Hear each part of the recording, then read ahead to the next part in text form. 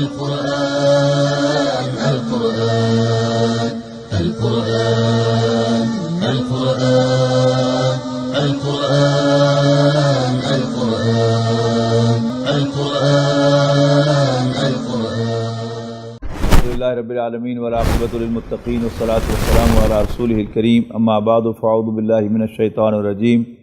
بسم اللہ الرحمن الرحیم قد سمع اللہ قول التی تجادلک فی زوجها وتشتکی الی اللہ واللہ یسمع تحاورکما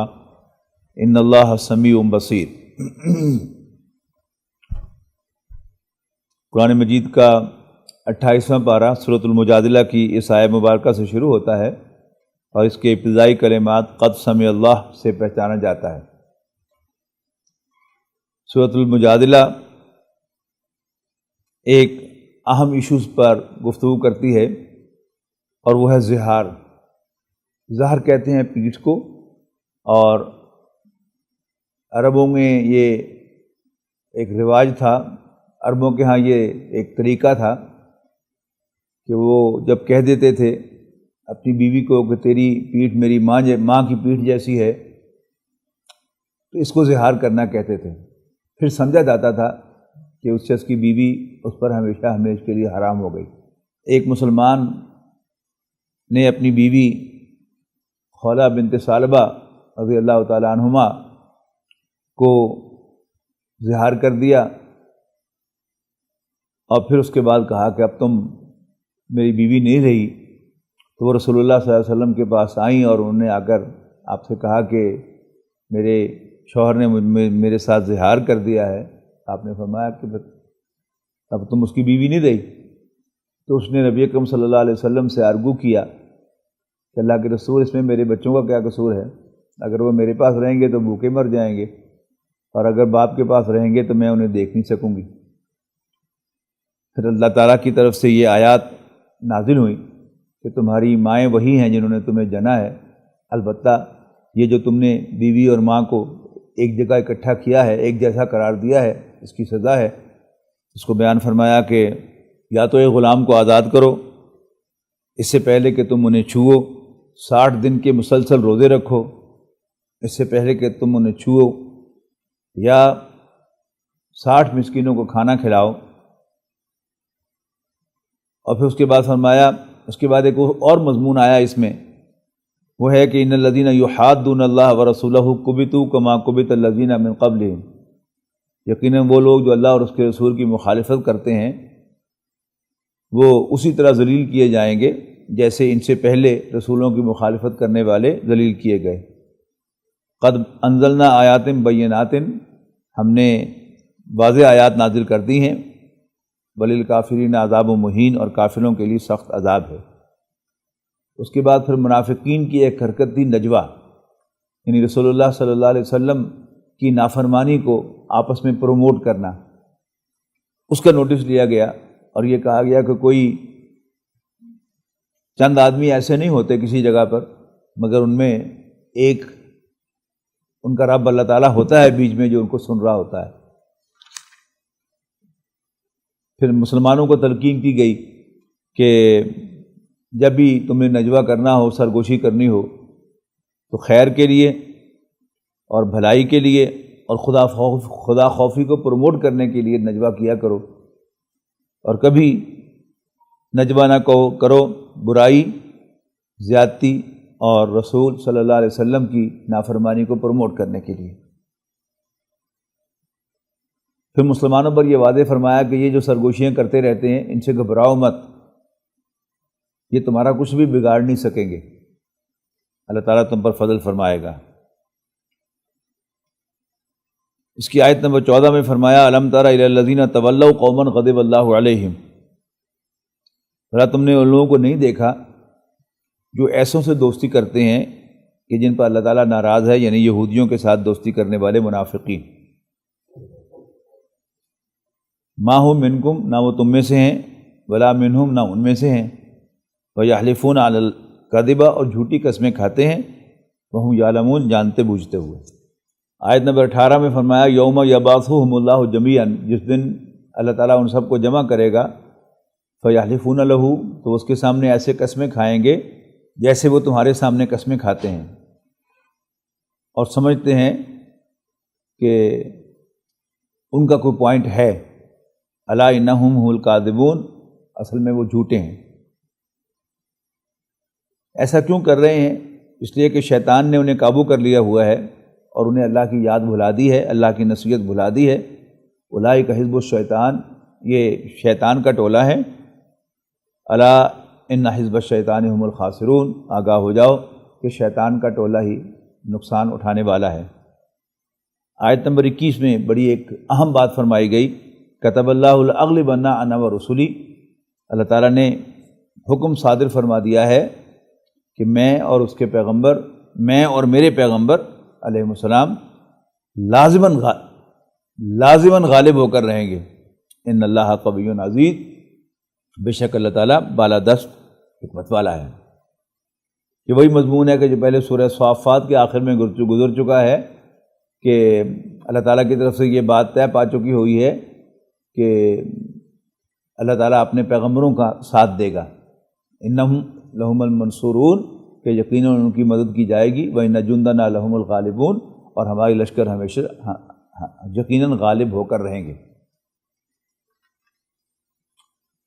اس کے بعد سورہ حشر ہے، اس کے ابتدا میں غزوہ بنو نذیر کا ذکر ہے۔ نبی اکرم صلی اللہ علیہ وسلم جب مدینہ منورہ تشریف لائے مکہ مکرمہ سے ہجرت کر کے، تو مدینہ میں یہودیوں کے 3 قبائل آباد تھے، بنو نذیر زواد کے ساتھ، بنو قینقاع اور بنو قریظہ۔ بنو قینقاع کے ساتھ تو معاملہ غزوہ بدر کے فوراً بعد ہو گیا، لیکن بنو نذیر نے نبی اکرم صلی اللہ علیہ وسلم کو معاذ اللہ قتل کرنے کا منصوبہ بنایا۔ آپ کوئی معاملہ دیت کا طے کرنے کے لیے ان کے پاس گئے، آپ کے ساتھ حضرت ابوبکر بھی تھے، حضرت عمر بھی تھے، حضرت علی بھی تھے، اور شاید کچھ اور صحابہ بھی تھے۔ تو آپ نے جا کر ان سے بات کی تو انہوں نے کہا کہ جی آپ یہاں تشریف رکھیں سائے میں، تو بس ہم ابھی آپ کا کام کیے دیتے ہیں۔ لیکن ان کی نیت خراب ہو گئی اور انہوں نے آپس میں مشورہ کیا کہ کیوں نہ ہم کوئی بھاری چکی کا پارٹ جو ہے اس کو اوپر لے جائیں، اور جس دیوار کے سائے میں آپ تشریف فرما ہیں وہاں سے وہ چکی کا پارٹ گرا کر آپ کا کام تمام کر دیں۔ معاذ اللہ نبی اکرم صلی اللہ علیہ وسلم کو وحی کے ذریعے سے خبر ہوئی اور آپ وہاں سے اچانک اٹھ کے چلے آئے اور پھر آپ کے صحابہ بھی آپ کے پیچھے پیچھے چلے آئے۔ تو آپ نے انہیں بتایا کہ یہ معاملہ ہوا ہے، اور مدینہ واپس آتے ہی نبی اکرم صلی اللہ علیہ وسلم نے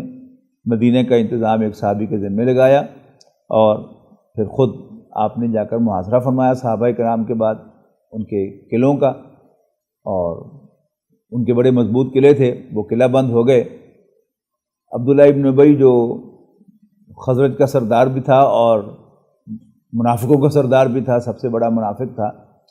اور اس نے نبی اکرم صلی اللہ علیہ وسلم کو دل سے ریکگنائز ہی نہیں کیا ہوا تھا۔ تو اس نے بنو نذیر کی طرف پیغام بھیجا کہ میں تمہارے ساتھ ہوں، فکر نہ کرنا، اور اگر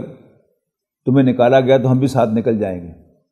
تم ہتھیار بالکل نہ ڈالنا اللہ کے رسول کے سامنے۔ تو اولاً وہ اڑ گئے کہ ہم ہتھیار نہیں ڈالیں گے، لیکن جب انہوں نے دیکھا کہ کوئی ان کی مدد کو نہیں آیا، نہ بنو قریظہ ان کی مدد کو آئے ہیں اور نہ عبداللہ ابن ابی اپنے ساتھیوں کو لے کر ان کی مدد کو آیا ہے، تو اللہ تعالیٰ نے ان کے دلوں میں رعب ڈال دیا اور انہوں نے سرنڈر کر دیا۔ جب تک انہیں سرنڈر نہیں کیا تھا تو نبی اکرم صلی اللہ علیہ وسلم نے، کیونکہ وہ گھنے باغات تھے کھجوروں کے، تو وہ رکاوٹ بن رہے تھے، تو نبی اکرم صلی اللہ علیہ وسلم نے حکم دیا کہ یہ کھجوروں کے درخت کاٹ دو اور انہیں آگ لگا دو۔ اور پھر جب انہوں نے سرنڈر کر دیا تو نبی اکرم صلی اللہ علیہ وسلم نے اسلحہ کے سوا باقی جو کچھ بھی وہ لاد کر لے جا سکتے تھے ان کو لاد کر لے جانے کی اجازت دے دی، اور اس طرح وہ وہاں سے چلے گئے۔ اس کے بالکل ابتدا میں فرمایا گیا، یعنی اس کیفیت کو، اس اوکیژن کو اول الحشر کہا گیا ہے، اور کہا گیا کہ ان کے قلعے انہیں بچا نہیں سکیں گے، تو اللہ تعالیٰ نے ان کے دلوں میں رعب ڈال دیا اب یخربون بیوتہم، وہ اپنے گھروں کو اجاڑ رہے ہیں، یعنی اپنے گھروں کے دروازے، اپنی کھڑکیاں، یہاں تک کہ بعض لوگ اپنی چھتوں کے شتیر بھی نکال کر لے گئے، تو خود اپنے ہاتھوں کو وہ اپنے ہاتھوں سے اپنے گھروں کو اجاڑ رہے تھے۔ پھر اس غزوے کے اندر چونکہ مسلمانوں نے کوئی گھوڑے نہیں دوڑائے اور کوئی جنگ نہیں ہوئی، لہذا اس سے جو مال ملا وہ مال فے کہلایا۔ اس کا ایک اسپیشل حکم تھا کہ اس میں چونکہ مسلمانوں نے نہ کوئی تلوار چلائی اور نہ گھوڑے دوڑائے اس قبیلے کی طرف، تو بغیر جنگ کے جو فتح ہو جائے تو اس کا جو مال ملتا ہے اس کو مال فے کہتے ہیں۔ اس کا حکم یہاں پر آیا کہ کیونکہ مسلمانوں نے اس کے لیے کوئی ایفرٹ نہیں کی، لہذا یہ سارا کا سارا جو ہے یہ اللہ اور اس کے رسول کا حق ہے، تو آپ نے اسے بیت المال میں شامل کیا اور اس میں سے آپ نے بنو ہاشم کو حصہ دیا، اور ان غریب مہاجرین کو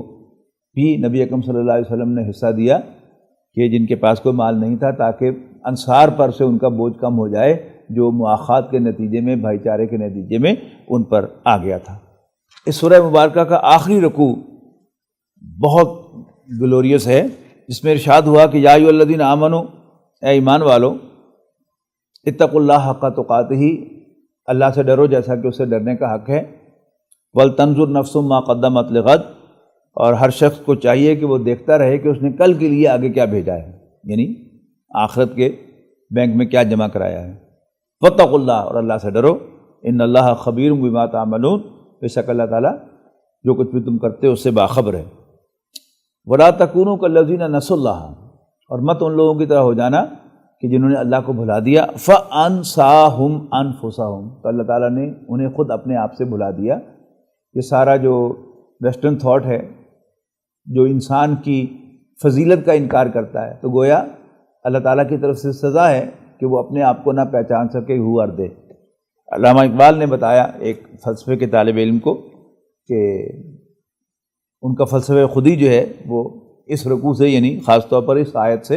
انہوں نے اخذ کیا ہے۔ اس کے بعد قرآن مجید کی عظمت کے بارے میں فرمایا کہ لو انزلنا ھذا القرآن علی جبل لرأیتہ خاشعا متصدعا من خشیۃ اللہ، اگر ہم اس قرآن کو کسی پہاڑ پر نازل کر دیتے کہ اے نبی تم اسے دیکھتے کہ وہ اللہ کے خوف سے دبا ہوا اور پھٹا جاتا۔ وَتِلْكَ الْأَمْثَالُ نَضْرِبُهَا لِلنَّاسِ، اور یہ مثالیں ہم لوگوں کے لیے بیان کرتے ہیں، لعلہم یتفکرون، شاید کہ وہ غور و فکر کیا کریں۔ اس کے بعد اللہ تعالیٰ کے اسماء حسنہ کا ایک خوبصورت گلدستہ اس سورت کے آخر میں آیا ہے، آخری 3 آیات میں۔ هو اللہ الذی لا الہ الا هو عالم الغیب والشہادہ والرحمن الرحیم، واللہ الذی لا الہ الا هو الملک القدوس السلام المؤمن المہیمن العزیز الجبار المتکبر، سبحان اللہ عما یشرکون، هو اللہ الخالق البارئ المصور، لہ الاسماء الحسنى یسبح لہ ما فی السماوات والارض وہو العزیز الحکیم، کہ وہی تو ہے جس کے سوا کوئی معبود نہیں،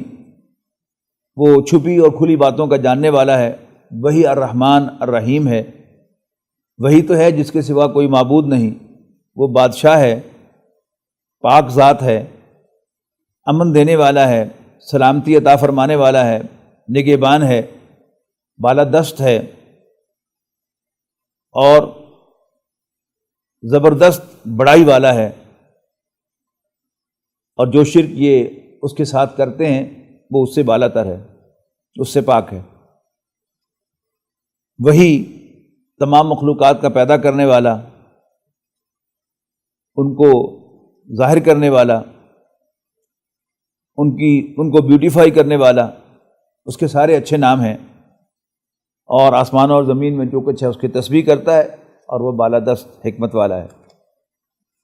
اس کے بعد سورہ مجادلہ آتی ہے۔ نبی اکرم صلی اللہ علیہ وسلم نے عمرہ قضا ادا فرمایا سن 7 ہجری میں، اور اس کے بعد قریش نے ایک حرکت کی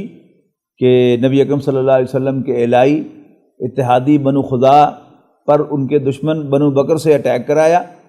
اور رات کے اندھیرے میں ان کی مدد بھی کی۔ بنو خدا نبی اکرم صلی اللہ علیہ وسلم کے پاس فریاد لے کر آئے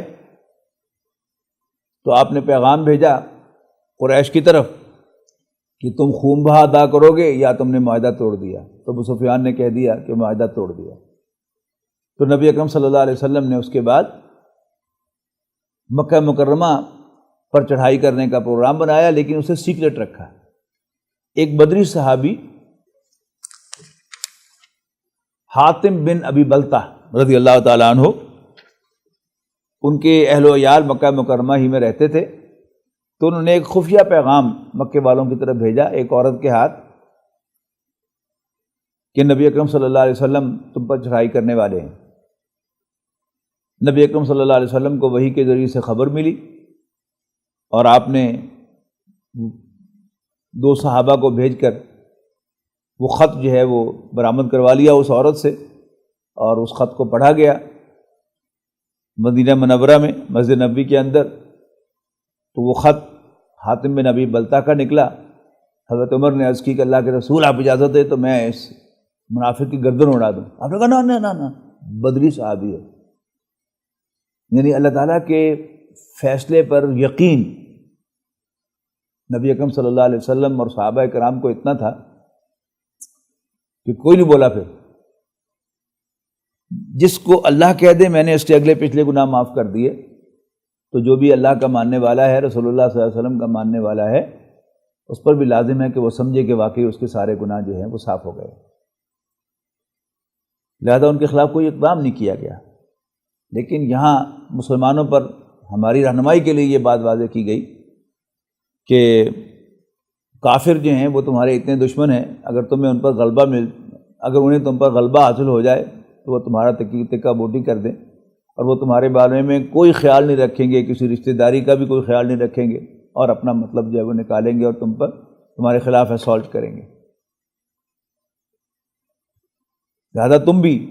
ایسا نہ کیا کرو. صلح حدیبیہ کے نتیجے میں ایک اور بات ہوئی تھی کہ یہ کہا گیا تھا کہ جب کوئی مرد، یعنی ظاہر ہے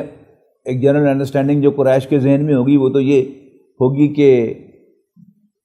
اس سے عورتیں بھی انکلوڈڈ ہوں گی اس میں، لیکن کچھ عورتیں ایمان لائیں اور رسول اللہ صلی اللہ علیہ وسلم کے پاس آ گئیں پناہ لینے کے لیے. تو نبی اکرم صلی اللہ علیہ وسلم نے کہا کہ ہاں اس معاہدے میں مرد لکھا تھا، لہذا ان پر اس معاہدے کا اطلاق نہیں ہوتا صلح حدیبیہ کا. لہذا یہاں بھی قرآن اللہ تعالیٰ نے بھی نبی اکرم صلی اللہ علیہ وسلم کی اس بات کو انڈورس کیا اور اس کے مسائل بیان فرما دیے کہ اب وہ عورتیں شادی شدہ ہیں تو انہوں نے اپنے شوہروں سے جو مہر وصول کر لیا ہوا ہے تو ان عورتوں کو تم رکھ لو اپنے پاس، لیکن جو مہر ان کے شوہروں نے ادا کیے ہوئے ہیں وہ تم انہیں پے کر دو. یہ ساری تفصیل جو ہے وہ یہاں پر بیان فرما دی. اور پھر نبی اکرم صلی اللہ علیہ وسلم نے فرمایا کہ جب عورتیں تمہارے پاس آئیں ایمان لا کر تو تم انہیں جانچ لیا کرو، ان کے ایمان کا امتحان لے لیا کرو، اور پھر جب تم دیکھو کہ وہ واقعی مومنات ہیں تو پھر ان سے بیعت لے لیا کرو. کس چیز کی بیعت لے لیا کرو؟ اللہ یشرکن باللہ شیئن، کہ وہ اللہ کے ساتھ کسی کو شریک نہیں بنائیں گی، ولا یسرقنا، نہ چوری کریں گی، ولا یزنینا، اور نہ بدکاری کریں گی، ولا یقتلن اولادہن، اور نہ اپنی اولاد کو قتل کریں گی، ولا یاتین ببہتان یفترینہ بین ایدیہن وارجلہن، اور اپنے بچوں کو کسی دوسرے مرد کی طرف جس کا وہ بچہ نہ ہو منسوب نہیں کریں گے. یہ بڑی سخت بیعت تھی اس اعتبار سے کہ جو چیزیں جو ہیں وہ چھپی رہنے والی ہیں ان کو ظاہر کرنا یہ کیا ہے اس بیعت کی روح سے لازم ہو گیا، اور جب یہ چیز لازم ہو گئی تو پھر یہ بدکاری کا، زنا کا ایک بہت ہی ایفیکٹو سدباب ہے. اس کے بعد سورہ صف آتی ہے. سورہ صف اللہ کے راستے میں جہاد کرنے کے مضمون کے گرد گھومتی ہے، لیکن انداز جو ہے اس کا یعنی کھلا سورہ محمد صلی اللہ علیہ وسلم والا نہیں ہے، جس کو سورۃ قتال کا نام دیا گیا ہے، یا بعض دوسری صورتوں میں جس طرح کھل کر کہا گیا سورہ توبہ میں فَإِذَا انْسَلَخَ الْأَشْهُرُ الْحُرُمُ فَاقْتُلُوا الْمُشْرِكِينَ حَيْثُ وَجَدتُّمُوهُمْ إِلَى آخر، کہ جب حرمت والے مہینے ختم ہو جائیں تو مشرکوں کو قتل کرو جہاں بھی تم انہیں پاؤ۔ یہاں ایک بڑا زبردست انداز ہے، فرمایا آسمان اور زمین کی ہر شے اللہ کی تسبیح کرتی ہے اور وہ بالادست حکمت والا ہے، لیکن اے مسلمانوں، اللہ تعالیٰ نے تمہیں تسبیح کے لیے پیدا نہیں کیا، اگرچہ تم پر اللہ کی تسبیح فرض ہے، لیکن تمہیں اللہ نے پیدا کیا ہے اپنے دین کی سربلندی کے لیے۔ بندہ مومن کی جو فارمل تسبیح ہے وہ نماز ہے، اور نماز کی سب سے فریکوینٹ تسبیح اللہ اکبر ہے۔ اذان میں 6 مرتبہ اللہ اکبر پکارا جاتا ہے، اور ایک بندہ مومن کی پہلی رکعت نماز کی 6 مرتبہ اللہ اکبر کہنے پہ مکمل ہوتی ہے۔ اب اگر کوئی بندہ مومن زبان سے تو اللہ اکبر کی رٹ لگاتا ہے، تسبیح کرتا ہے، لیکن اللہ تعالیٰ کو بڑا کرنے کے لیے جد و جہد نہیں کرتا، تو یہاں پر ایسا معلوم ہوتا ہے کہ اس کے اس قول کو جھوٹا قرار دیا گیا ہے۔ جیسے ایک سورت چھوڑ کر سورہ منافقون آئے گی اور اس کے آغاز میں کہا جائے گا کہ جب منافق آپ کے پاس آتے ہیں تو وہ کہتے ہیں کہ آپ اللہ کے رسول ہیں، اللہ کو پتہ ہے کہ آپ اس کے رسول ہیں، ایک گواہی اللہ بھی دیتا ہے کہ یہ جھوٹے ہیں۔ کیوں؟ یعنی وہ سٹیٹمنٹ کہ محمد صلی اللہ علیہ وسلم اللہ کے رسول ہیں، یہ سٹیٹمنٹ ان اٹ سیلف درست ہے، سچی ہے، لیکن منافقوں کی زبان پر وہ جھوٹ ہے، اس لیے کہ وہ تو دل سے اللہ کے رسول آپ کو مانتے ہی نہیں۔ تو یہاں بھی وہی بات ہے کہ اللہ تعالیٰ کو تسبیح کی ضرورت نہیں، آسمان و زمین کی ہر شے اس کی تسبیح کر رہی ہے، لیکن اے مسلمانوں، تم جو اللہ اکبر کی تسبیح کر رہے ہو اور اللہ تعالیٰ کو بڑا کرنے کے لیے کوئی ایفرٹ بھی نہیں کر رہے، تو تم جھوٹے ہو۔ لِمَ تَقُولُونَ مَا لَا تَفْعَلُونَ، جو کرتے نہیں ہو کیوں کہتے ہو؟ اللہ تعالیٰ کے غصے کو بھڑکانے والی بات ہے کہ تم وہ بات کہو جو کرتے نہیں۔ ہاں، اللہ کو پیار کن بندوں پر آتا ہے، ان اللہ یحب الذین یقاتلون فی سبیلہ صفا کأنہم بنیان مرصوص، بے شک اللہ تعالیٰ کو تو اپنے وہ بندے پسند ہیں جو اللہ کے راستے میں سیسا پلائی ہوئی دیوار کی مانند صف باندھ کر جنگ کرتے ہیں۔ اس کے بعد بنی اسرائیل کو پیش کیا گیا گواہی کے طور پر ان کا واقعہ کہ جب حضرت موسیٰ علیہ السلام نے انہیں کہا کہ تم اپنی ہوم لینڈ فلسطین کو لڑ کے فتح کرو اور پھر اس میں داخل ہو کر اللہ کے دین کو قائم کرو،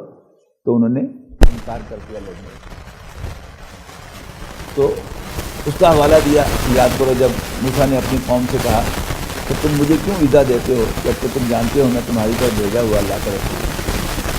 پھر جب وہ ٹیڑھے ہو گئے تو اللہ تعالیٰ نے ان کو دلوں کو ٹیڑھا کر دیا، اور اللہ تعالیٰ ایسے فاسقوں کو ہدایت نہیں دیا۔ سورہ جمعہ کے دوسرے رکوع میں جمعے کی نماز کی فرضیت، جمعے کی فرضیت کا ذکر ہے۔ اے ایمان والو، جب تمہیں جمعے کے روز نماز کے لیے بلایا جائے تو لب کو اللہ کی نصیحت کی طرف بذر البیع اور کاروبار چھوڑ دو، یہ تمہارے لیے بہتر ہے اگر تم جانو۔ اور پھر وہ جو رعایت خاص ہے یہودیوں کو نہیں تھی کہ جب نماز ختم ہو جائے تو زمین میں پھیل جاؤ اور اللہ کا فضل تلاش کرو، یعنی اپنی معاشی دوڑ دھوپ کرو، لیکن اللہ تعالیٰ کو بہت زیادہ یاد کرتے رہو تاکہ تم فلاح پاؤ۔ اس کے بعد سورہ المنافقون آتی ہے، فرمایا، جس کا میں ذکر کر چکا ہوں اس کی پہلی آیت کا سورہ صف کے آغاز میں گفتگو کرتے ہوئے، کہ جب منافق آپ کے پاس آتے ہیں تو وہ کہتے ہیں آپ اللہ کے رسول ہیں، اللہ کو پتہ ہے کہ آپ اس کے رسول ہیں، اللہ گواہی دیتا ہے کہ یہ جھوٹے ہیں۔ یہ دین کے کام سے جی چرانے کے لیے اور اوائڈ کرنے کے لیے جھوٹی قسمیں کھاتے ہیں، مجھے یاد ہی نہیں رہا، بالکل ہی ذہن سے نکل گیا، خدا کی قسم میں بھول گیا، حالانکہ سب یاد ہوتا ہے، لیکن انہیں ایک موت پڑتی ہے اللہ کے راستے میں جان اور مال قربان کرنے کی۔ نماز بھی پڑھ لیتے تھے لیکن سستی کے ساتھ، لیکن اللہ کے راستے میں نکلنا، گھر بار چھوڑنا، کاروبار چھوڑنا اور جان و مال کی قربانی دینا یہ ان پر بہت بھاری تھا، اور اس کے لیے وہ اوائڈ کرنے کے لیے جھوٹ بولتے تھے، قسمیں کھاتے تھے۔ اب اس میں منافقین میں بڑے بڑے لوگ بھی تھے۔ عبداللہ ابن ابی مدینہ منورہ کا امیر ترین آدمی تھا، بہت بڑا سردار تھا خزرج کا، اور مدینہ کے لوگ اسے اپنا بادشاہ بنانے کا فیصلہ کر چکے تھے، تاج اس کے لیے تیار ہو چکا تھا، تاج پوشی صرف باقی تھی کہ رسول اللہ صلی اللہ علیہ وسلم تشریف لے آئے تو آپ نے فرمایا گیا کہ جب آپ انہیں دیکھتے ہیں تو ان کے اسٹیچرز آپ کو بہت امپریس کرتے ہیں، ڈریے نہیں، یہ سوکھے تنے ہیں جو سہارا دے کر کھڑے کیے گئے ہیں اور وہ دشمن ہیں، فاحذرہم، ان سے ہوشیار رہنا، قاتلہم اللہ، اللہ تعالیٰ ان سے جنگ کرے گا، انا یوفکون، وہ کہاں اچکے جا رہے ہیں۔ پھر چونکہ منافقت اصل میں مرض ہے اجتماعیت کا، اور امیر کو دل سے امیر تسلیم نہ کرنے کا۔ اس وقت رسول اللہ صلی اللہ علیہ وسلم مسلمانوں کی جماعت کے امیر تھے، تو انہیں دل سے تسلیم نہ کرنا، یعنی آپ کی ایک حیثیت تو رسول ہونے کی تھی، جس نے رسول مان لیا دل سے، اس نے تو سب کچھ مان لیا، لیکن چونکہ یہ رسول نہیں مانتے تھے، نتیجتاً وہ نبی اکرم صلی اللہ علیہ وسلم کو امیر بھی نہیں مانتے تھے، آپ کی اطاعت بھی ان پر بہت زیادہ شاق تھی، اور آپ کے سامنے وہ کونیاں مار کر اور آنکھیں مار کے ایک دوسرے کو نبی اکرم صلی اللہ علیہ وسلم کی اطاعت کو اوائڈ کرنے کا مشورے ایک دوسرے کو دیتے تھے، آپ کے ساتھ سازشوں کی جال پھیلاتے تھے، نبی اکرم صلی اللہ علیہ وسلم کے خلاف منصوبے بناتے تھے، تو جس کے ساتھ خلاف کوئی انسان نے آفینس کیا ہو، اس کی تلافی جو ہے اس سے معافی مانگنے سے ہوتی ہے، لیکن جب انہیں کہا جاتا ہے کہ آؤ اللہ کے رسول کے پاس کہ وہ تمہارے لیے استغفار کریں، یعنی تم کنفیس کرو ان کے سامنے، اقبال جرم کرو اپنے سامنے، پھر وہ تمہیں معاف کر دیں، اور اللہ تعالیٰ سے بھی درخواست کریں کہ اللہ تمہیں معاف کر دے، تو تم معاف کر دیے جاؤ گے۔ لیکن چونکہ رسول اللہ صلی اللہ علیہ وسلم اپنی شفقت کی وجہ سے، چونکہ نبی اکرم صلی اللہ علیہ وسلم اپنی شفقت کی وجہ سے اس کے بغیر بھی ان کے لیے استغفار کرتے تھے، تو صاف کہہ دیا گیا کہ سواء علیہم استغفرت لہم ام لم تستغفر لہم، برابر ہے ان کے حق میں کہ آپ ان کے لیے استغفار کریں یا نہ کریں، اللہ انہیں کبھی نہیں بخشے گا۔ اس کے بعد فرمایا کہ یہی ہیں وہ لوگ جو کہتے ہیں، یہ ایک واقعہ پیش آیا تھا ایک سفر کے دوران کہ ایک مہاجر ایک انصاری کے درمیان پانی پیتے ہوئے تھوڑا سا تو تکار ہو گئی، تو عبداللہ ابن ابی نے اس وقت کہا مدینے والوں کو، انصار کو مخاطب کر کے، ہاں ہو چوپو، بڑی محبتوں کے اظہار ہو رہے تھے، اور سر پہ چڑھاؤ انہیں، اور ایک بڑا غلیظ محاورہ بولا کہ کتے کو کھلا کر موٹا کرو، وہ تمہیں کاٹے گا، ان پر اب کچھ اور خرچ نہ کرنا یہاں تک کہ یہ بھوکے ننگے ہو کر خود ہی بھاگ جائیں۔ جواب دیا گیا،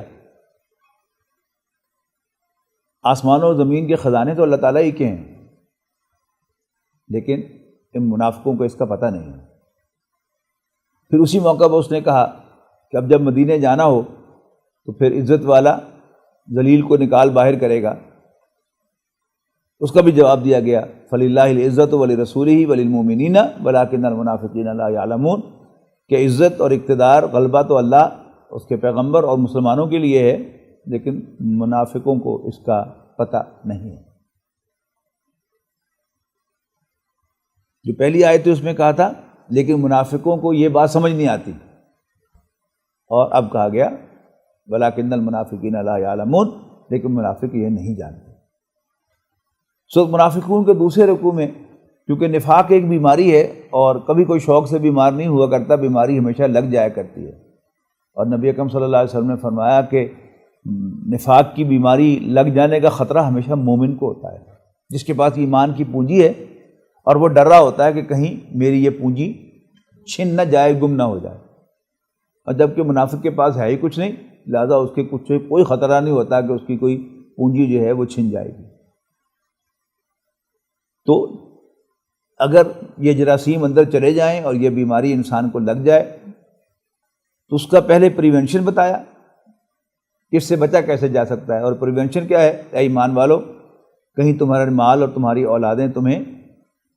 اللہ کی یاد سے غافل نہ کر دیں۔ اگر دل میں اللہ کی یاد رہے گی تو پھر نفاق گھر نہیں کر سکتا، اور اگر انسان کا دل اللہ کی یاد سے غافل ہو جائے گا تو پھر اس میں منافقت گھر کرے گی۔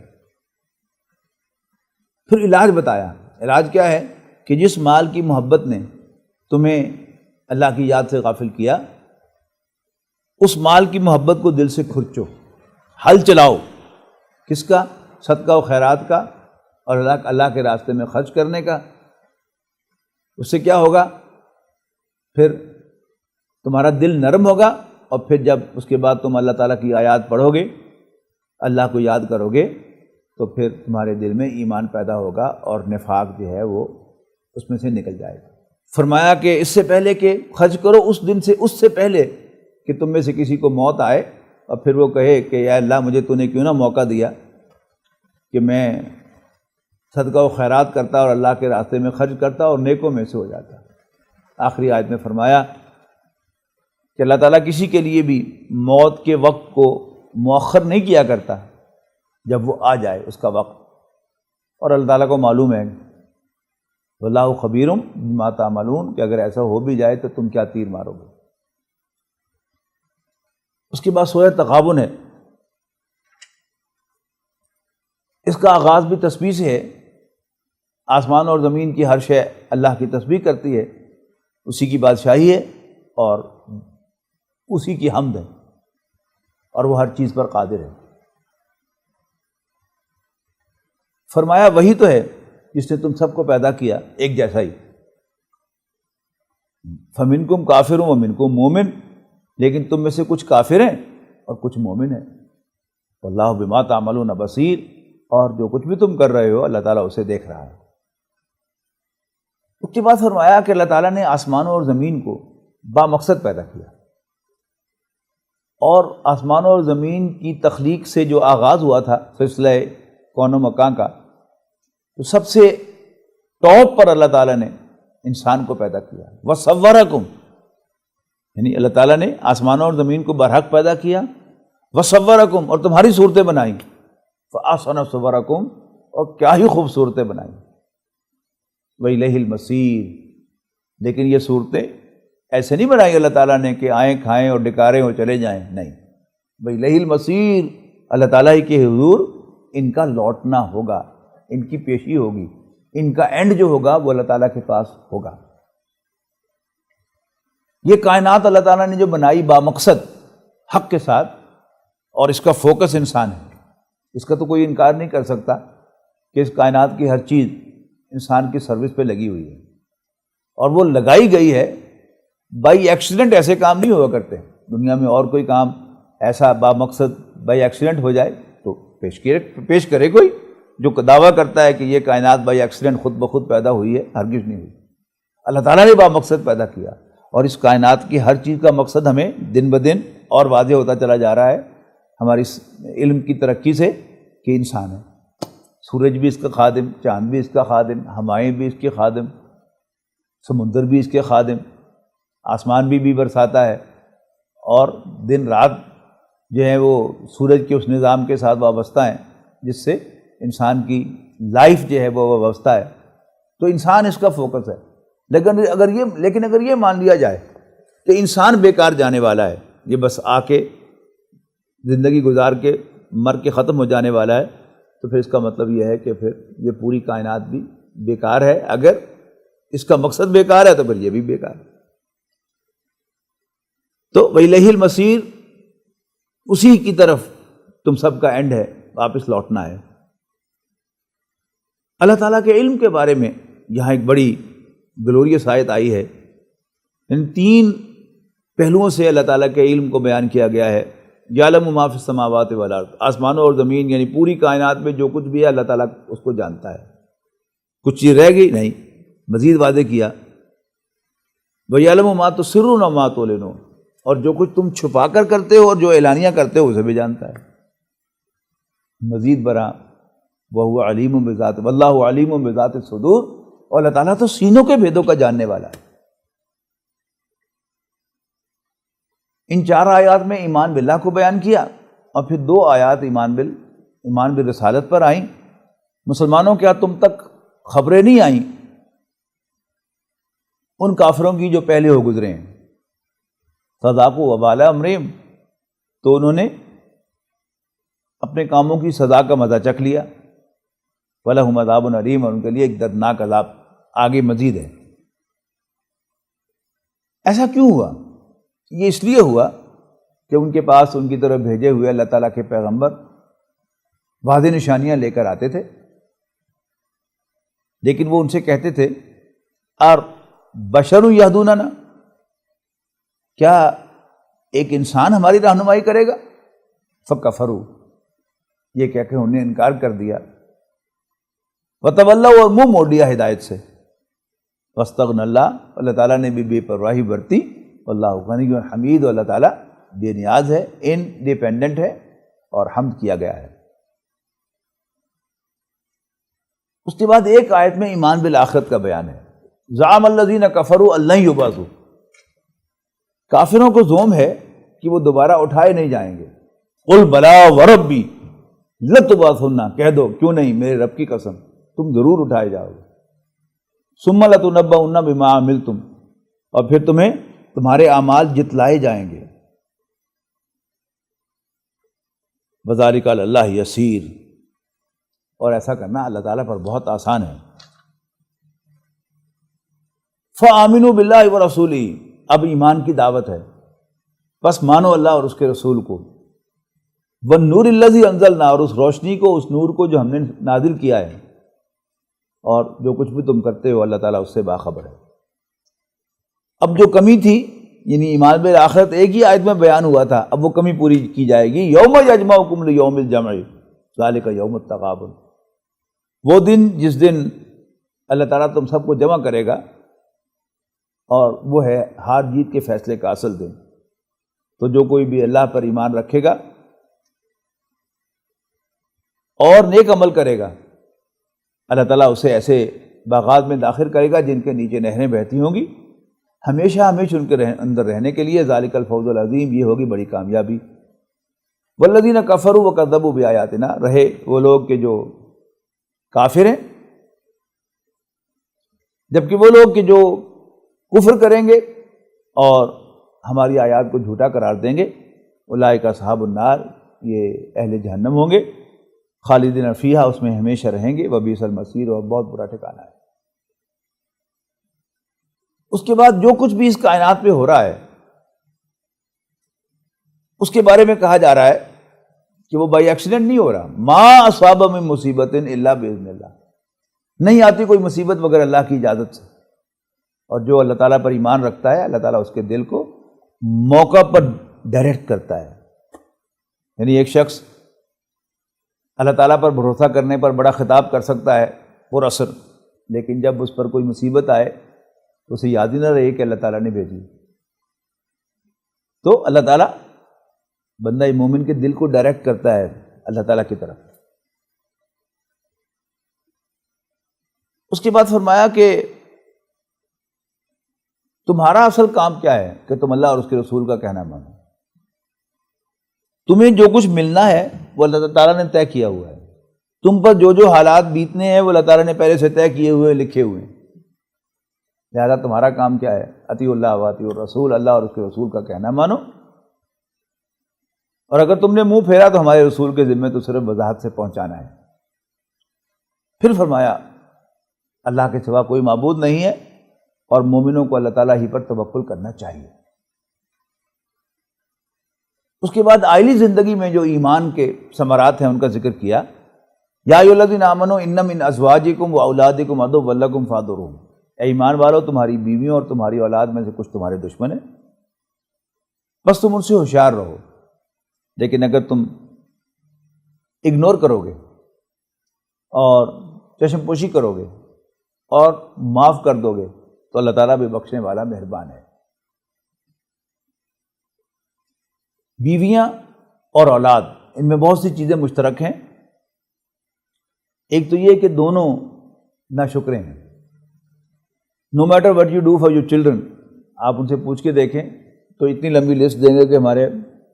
ابا ہماری امی ہمارے ساتھ یہ نہیں کرتی، یہ نہیں کرتی، یہ نہیں کرتی، یہ نہیں کرتی۔ اسی طرح کسی خاتون کے ساتھ آپ کے 30 سال بڑے اچھے گزرے ہوں اور پھر کوئی ایسا ناخوشگوار واقعہ پیش آئے کہ جو اسے ناپسند ہو، تو آپ کو تیار رہنا چاہیے اس طرح کے الفاظ سننے کے لیے کہ میں نے 30 سال سے تیرے گھر میں کوئی سکھ نہیں دیکھا، یا میں ہی ہوں جو یہاں بیٹھی ہوں، اور کوئی ہوتی کب سے جا چکی ہوتی۔ تو اگر انسان کو یہ پہلے سے ذہن میں نہ ہو تو پھر اندیشہ ہے کہ وہ غصے میں طلاق دے مارے گا یا تشدد کرے گا. لیکن اگر اسے معلوم ہو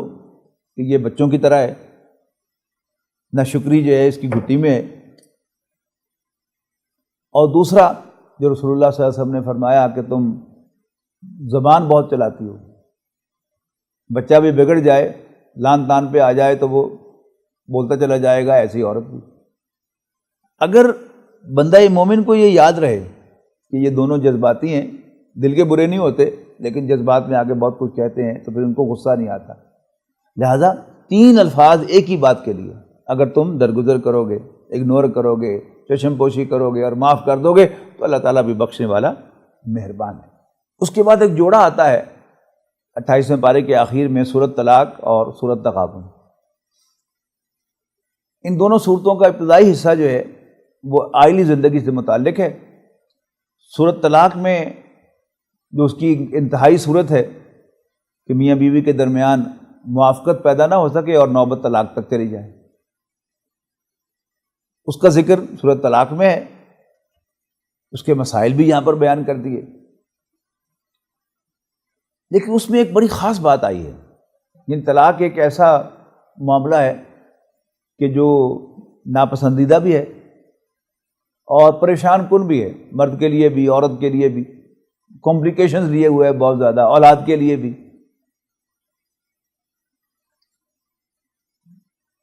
اللہ تعالیٰ کے احکام سامنے رکھے جائیں، اللہ تعالیٰ سے ڈرا جائے تو پھر راستے کھلتے ہیں.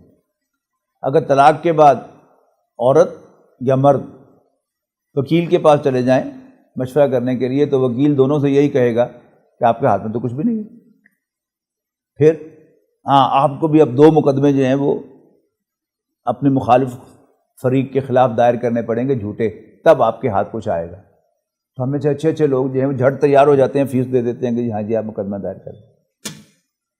یہاں یہ بات بڑی عجیب کہی گئی ہے.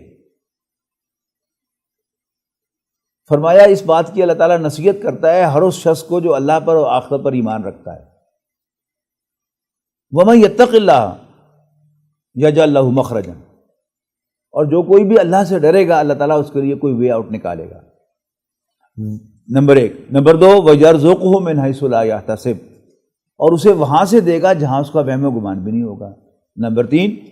وَمَن يَتَوَكَّلْ عَلَى اللَّهِ فَهُوَ حَسْبُهُ، جو اللہ پر بھروسہ کرے گا اللہ تعالیٰ خود اس کے لیے کافی ہو جائے گا. نمبر 4 ان اللہ بالغ امرہ، اللہ تعالیٰ کے ہاتھ لمبے ہیں، اللہ تعالیٰ اپنے کام کو کر گزرنے والا ہے. میں کتنا ہی سنسیئر ہوں آپ کے ساتھ، آپ کی مدد کرنا چاہوں تو ممکن ہے میں آپ کی کوئی مدد نہ کر سکوں، اس لیے کہ میری ریسورسز لمیٹڈ ہے، میری طاقت لمیٹڈ ہے. لیکن اللہ تعالیٰ جو کام کرنا چاہتا ہے وہ کر گزرتا ہے. اور آخری بات فرمائی قد جعل اللہ لکل شیء قدرا، اللہ تعالیٰ نے ہر چیز کا ایک اندازہ مقرر کیا ہے، تقدیر کے اندر لکھا ہوا ہے.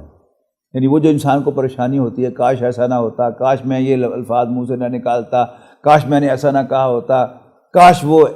یہ سب کاش ختم ہو جائیں گے جب انسان جو ہے وہ جو ہو گیا تو اللہ تعالیٰ کا وہ فیصلہ، اللہ تعالیٰ کی تقدیر ظاہر ہوگی کہ ایسا ہی ہونا تھا. یہ 5 اسلوب سے کہا گیا ہے کہ انسان کو ایسے موقع پر کیا کرنا چاہیے. اللہ تعالیٰ پر بھروسہ کرنا چاہیے، اللہ پر توکل کرنا چاہیے. اللہ تعالیٰ سارے مسائل کو حل کرے گا اور وے آؤٹ نکالے گا، مشکل سے مشکل وقت میں سے بھی اللہ تعالیٰ راستہ نکالے گا. اس کے بعد پھر کچھ مسائل ہیں، اس کے پھر مسائل ہیں کچھ طلاق کے، اور مسلمانوں کو ترغیب دی گئی ہے مسلمان مردوں کو کہ وہ مرد بنے اور خرچ کریں طلاق کے فوراً بعد، اور اپنی بیویوں کو، عورتوں کو گھروں سے نکال نہ دیں بلکہ عدت پوری ہونے تک انہیں اپنے گھروں میں رکھیں اور ان کا نان نفقہ بھی انہیں دیں. اس کا دوسرا رکوع جو ہے وہ مکی صورتوں کے مضامین لیے ہوئے ہیں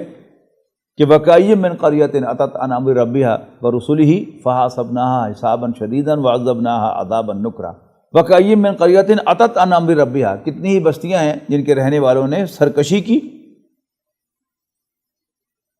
اللہ تعالیٰ کے حکم سے سرتابی کی، اور اللہ تعالیٰ کے پیغمبروں کے سامنے بھی سرکشی کی،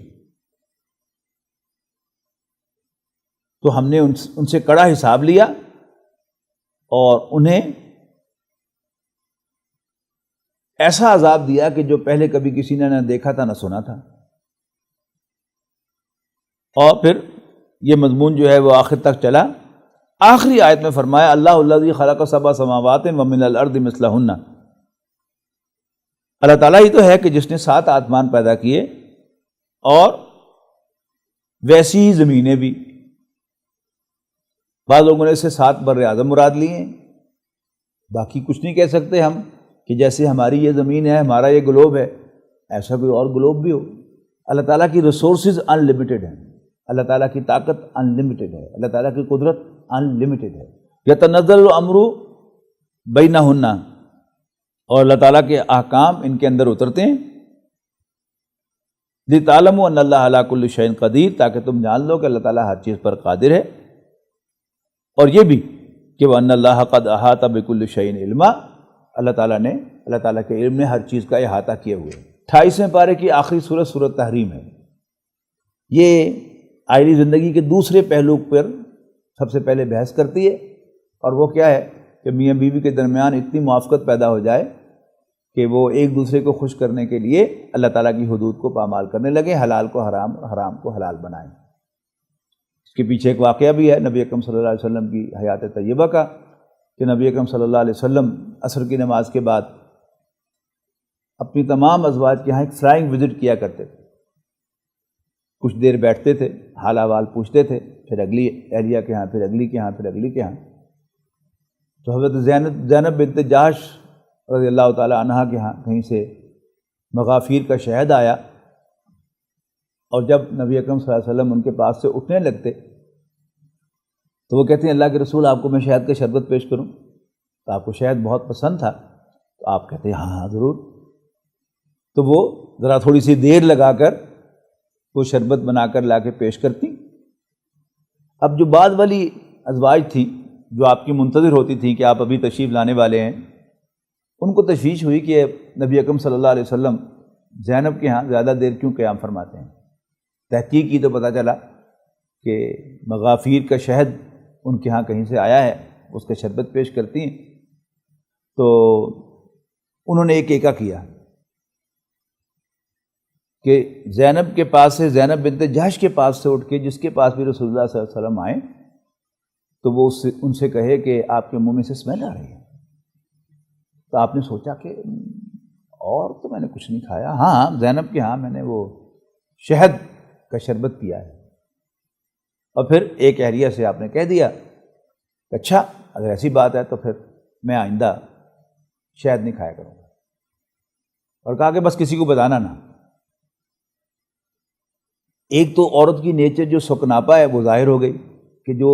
بیسٹ آف دا لاٹ ہیں ازواج مطہرات، عورتوں کی لاٹ کی بیسٹ، ان کا یہ حال ہے تو باقیوں کا کیا حال ہوگا۔ ہمارے لیے ہدایت بھی ہے اس میں۔ دوسری بات یہ کہ ایسی خوشی کی بات کبھی پیٹ میں رہتی نہیں۔ تو آپ نے فرمایا تھا کہ کسی کو نہ بتانا، اور یہ معاملہ ہوا بھی نبی اکرم صلی اللہ علیہ وسلم کے 2 انتہائی چہیتے صحابیوں کی بیٹیوں کے درمیان، حضرت عائشہ اور حضرت حفصہ۔ خوشی میں انہوں نے ایک دوسرے کو بتا دیا۔ نبی اکرم صلی اللہ علیہ وسلم کو وحی کے ذریعے سے اطلاع دی اللہ تعالیٰ نے کہ آپ کی بیوی نے آپ کا راز فاش کر دیا ہے۔ نبی اکرم صلی اللہ علیہ وسلم بڑے کٹیس آدمی تھے، آپ کا یہ مزاج نہیں تھا کہ آپ کسی کو یوں لائن حاضر کر کے بتاؤ تم نے ایسا کیوں کیا ہے، نہیں، آپ نے باتوں باتوں میں ہلکا سا اشارہ دیا کہ تم نے راز فاش کر دیا، اور بالکل ٹپیکل عورتوں کے انداز میں، نہ تو انہوں نے یہ کہا کہ میں نے ایسا نہیں کیا۔ بڑے خوبصورت الفاظ ہیں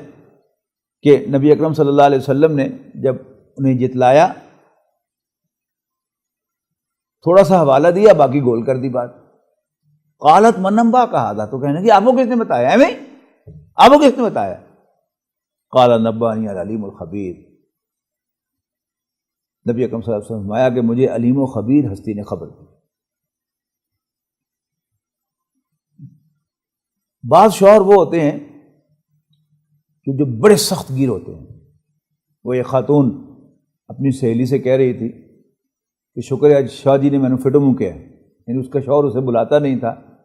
تو ایک دن اس نے اس کو پھٹکار کی تو اس کا بھی اس نے خوشی سے ذکر کیا کہ آج اس نے مجھے پھٹے منہ کہا۔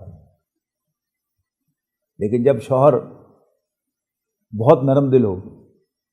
اور بہت دل جوئی کرنے والا ہو تو پھر تھوڑی سی شوخی بھی آ جاتی ہے۔ تو وہ دونوں ازواج جو تھی وہ شرمندہ تو تھی اپنی جگہ پر، لیکن آگے بڑھ کر رسول اللہ صلی اللہ علیہ وسلم سے معافی مانگنے میں کچھ ہچکچاہٹ تھی۔ تو اس کو کہا گیا کہ اگر تم توبہ کر لو تو تمہارے دل تو اندر سے مائل ہیں ہی، لیکن اگر تم ایکا کرو گی تو یاد رکھنا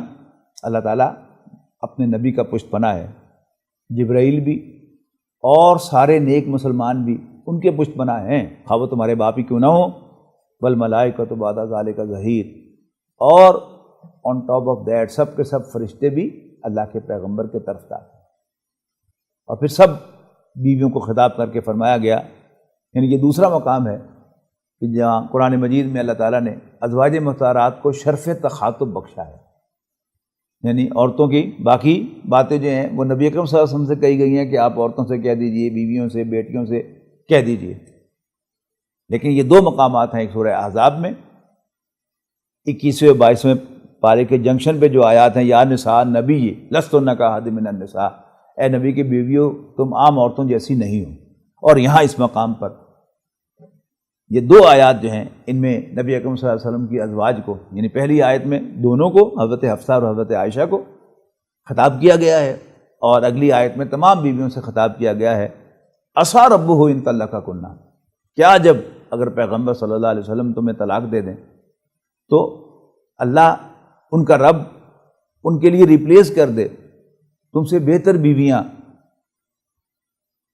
تم سے بہتر کس اعتبار سے؟ مسلمان ہونے کے اعتبار سے، مومن ہونے کے اعتبار سے، فرما بردار، توبہ کرنے والیاں، عبادت گزار، روزہ رکھنے والیاں، وہ شوہر آشنا بھی ہو سکتی ہیں اور کنواریاں بھی ہو سکتی ہیں۔ اس کے بعد ایمان والوں سے کہا گیا کہ اپنے آپ کو اور اپنے اہل و عیال کو ایک ایسی آگ سے بچاؤ جس کا ایندھن بنیں گے انسان اور پتھر۔ آیت نمبر 8 میں بڑی پیشنیٹ اپیل کی گئی ہے